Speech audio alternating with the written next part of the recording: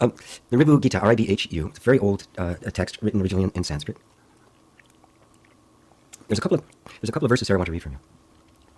It says, "There is no such thing as the troublesome mind. No world of names and forms, not the least bit of ego." Now, the verse before says this, and this will blow your mind.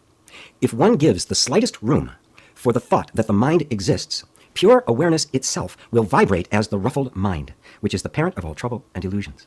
Therefore, one should ever abide in the conviction that there is no mind, and that the pure awareness self is the sole existence. This is the easy way to conquer the mind with all of its vagaries.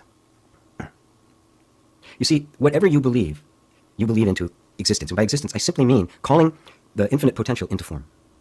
Now, why can you do that? Because you are the awareness. The awareness is not something else. When it's talking about pure awareness itself will vibrate as the ruffled mind, it's talking about you.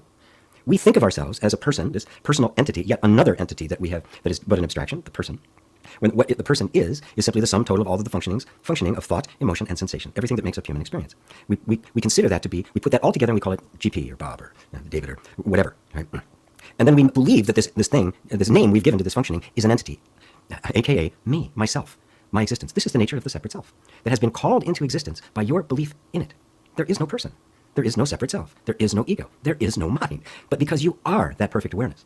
And when I talk about perfect awareness, I am not talking about some state out there. I'm talking about you right now, listening to me as you are. Right this second. You are that perfect awareness. What you believe, the belief that arises, becomes manifest in form around you. Because the infinite potential can manifest absolutely anything. So, if you leave the slightest room that the mind exists as an entity, separate from you, your own nature as pure awareness, as the creative power of the universe, will manifest a troublesome mind, a ruffled mind, a distorted mind, a disturbed and distressed mind. When in fact, it does not exist. Right? So when I say it does not exist, what I mean is it isn't an entity in and of itself. It is only an appearance, being called into a temporary state of presence or existence by the belief in it of the one viewing it. Did you follow that?